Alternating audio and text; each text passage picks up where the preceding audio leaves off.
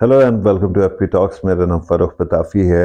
Election आ रहे हैं और आप बहुत दफ़ा लोगों से सुनेंगे कि मुल्क के अंदर जो है जमहूरियत नहीं है, जमहूरियत ख़त्म हो रही है, तमाम चीज़ें वो ख़राब होती जा रही है। कमाल की बात है, 50 से ज़्यादा न्यूज़ चैनल्स मौजूद हैं। इलेक्शन आप लड़ने जा रहे हैं, किसी पे पाबंदी नहीं लग रही है। सुप्रीम कोर्ट ने जिन लोगों के ऊपर पाबंदी लग रही थी उनको भी हक दे दिया। सिर्फ एक शर्त है कि अगर कोई बंदा जो है वो कन्विक्टेड है तो वो रन नहीं कर सकता, बाकी सब कर सकते हैं। ठीक है, जेलों से भी कर सकते हैं। और उसके बाद आप शायद जमहूरियत के कुछ असास को समझने की कोशिश करें। जमहूरियत के अंदर ये नहीं है कि जी हर चीज़ परफेक्ट होती है। ठीक है, वो चर्चिल का कोट था ना कि ये this is the worst system that works.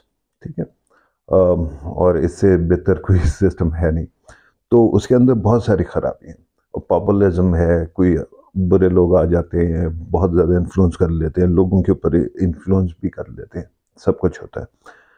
सबसे इम्पोर्टेंट बात जमहूरियत की ये होती है कि आपको 5 साल बाद एक हुकूमत को हटा के नई हुकूमत लाने का मौका मिलता है। उसके अंदर बाज़ औक़ात आपको बहुत सारी डिस्ट्रैक्शंस भी मिलेंगी, बहुत सारे मसाइल भी मिलेंगे। और लेकिन सबसे ज़्यादा इम्पोर्टेंट चीज़ क्या है? ये है, मिसाल के तौर पे आप अमेरिका, एक फ़िल्म है, उसको मैं हर किसी को कहता हूँ, सिर्फ 100 साल 120 साल पहले के वाक़यात पे है। उसका नाम है गैंग्स ऑफ न्यूयॉर्क। उसके स्टार्ट में देखें ना तो अमेरिका के अंदर न्यूयॉर्क में ये होता था सन 1900 समथिंग में कि अगर कहीं पे आग लग गई है तो एक नहीं 3-3 फायर ब्रिगेड मौके पे पहुंचती थी। और पहले वो अपने वाटर होज से उसको वाटर डाउन नहीं करती थी, बल्कि वो पिस्तौल निकाल के एक दूसरे के ऊपर गोलियां चलाते थे। जो बच जाता था वो वाटर होज लेके जो बची हुई आग है उसको बुझाता था और फिर उसके मुआवजा लेता था। ठीक है, तो वो मुल्क आज अगर आप न्यूयॉर्क में जाके देखें तो कैसे सीमलेसली चीज़ें चल रही, कैसे हुआ ये सब कुछ।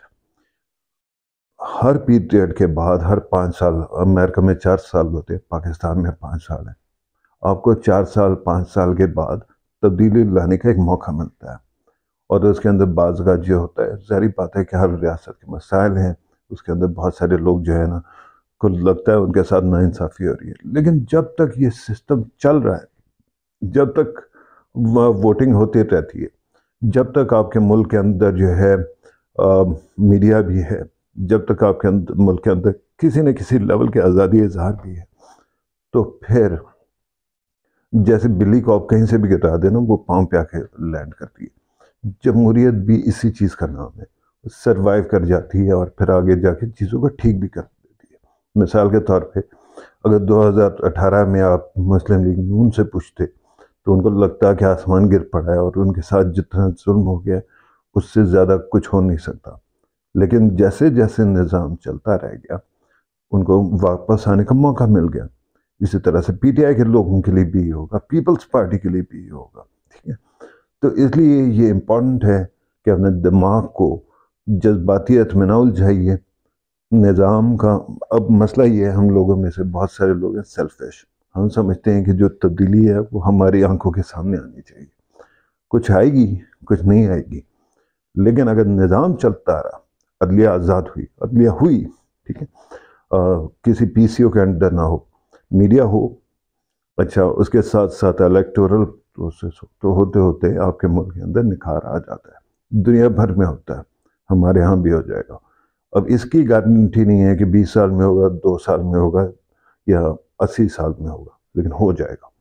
तो अपने मुल्क को जज्बातियत में नुकसान देने की बजाय और अपने आप को नुकसान देने की बजाय निज़ाम के अंदर जो भी अगर आपके वो है ना, वो कौन सी ऑब्स्टिकल्स वाले वो है रेस है जिसके अंदर मुख्तलिफ जगह छलांग लगा के जाना है आपको। बाज़ औक़ात छलांग लगाएंगे, बाज़ औक़ात आप गिर पड़ेंगे, कोई मसला नहीं है।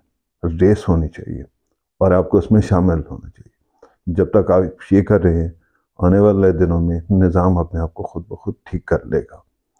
ये था मेरे 2 सेंट्स जो मैंने कहा कि आपसे शेयर कर दूँ। Thank you very much for watching. अब आने वाले दिनों में मंशूरों का भी तकाबली जायज़ा लूँगा और फिर आपके साथ मुख्तलिफ पॉलिटिकल इश्यूज़ के ऊपर भी बात करूँगा। बट अभी के लिए इतना ही। Thank you very much for watching. Take care.